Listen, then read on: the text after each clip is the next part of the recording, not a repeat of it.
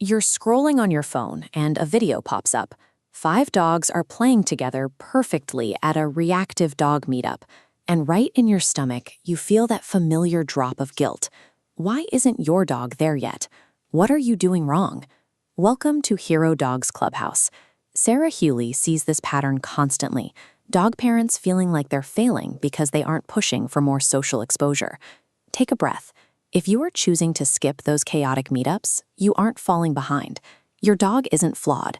The real issue is that our standard definition of socialization is often what's actually causing the setback. Most of us are taught that socialization is a numbers game, that success means your dog has a large circle of friends and gets constant exposure to other dogs. But when you look at how a dog's body actually processes an encounter, the quantity of dogs is secondary to what's happening in their nervous system. Real success is whether they can be near another dog without their internal stress response escalating into overdrive.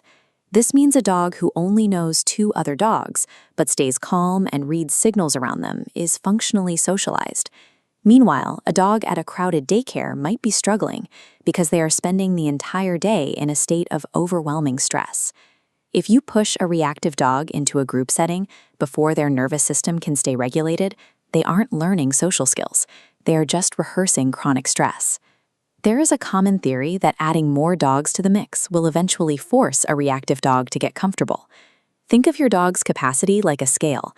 If they can't stay under threshold with 1 dog, 5 unfamiliar dogs isn't practice, it's flooding. When it overflows, they repeat their panic response. Fewer, predictable interactions keep it balanced, allowing recovery. Real progress happens when you actively keep your dog under their stress threshold, rather than pushing them past it to test the pressure. This is a distinction every dog parent needs to know. A dog tolerating an interaction often looks fine because they aren't barking or lunging, but genuine enjoyment has specific markers. A dog enjoying themselves has a loose, bouncy body. They voluntarily pause to sniff or check in with you before choosing to go back.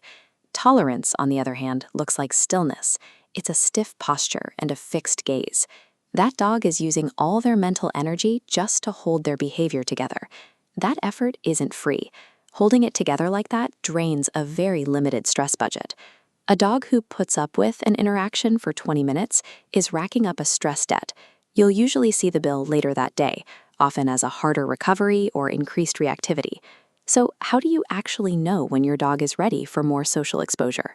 There are 3 baseline markers to look for.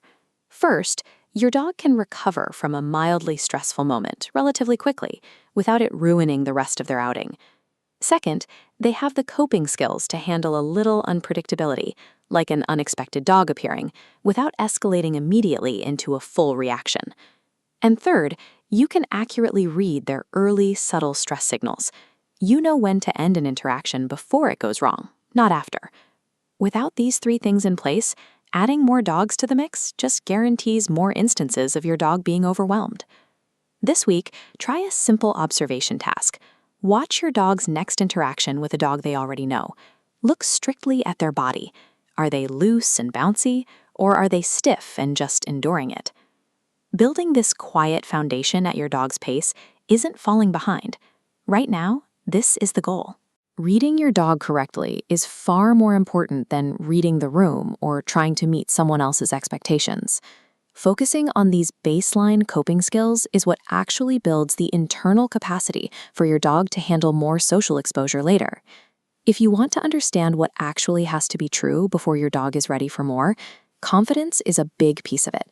That's the video right before this one, How to Build Confidence in a Fearful or Reactive Dog. I'll link it below. Does your dog actually enjoy other dogs, or do they just tolerate them because you feel like they're supposed to? Tell me in the comments. Next week, we're talking about why more dog training tips aren't actually the thing that's missing, and what reactive dog parents need instead. If this helped you, please like, share, and subscribe so more dog parents can find Hero Dogs Clubhouse.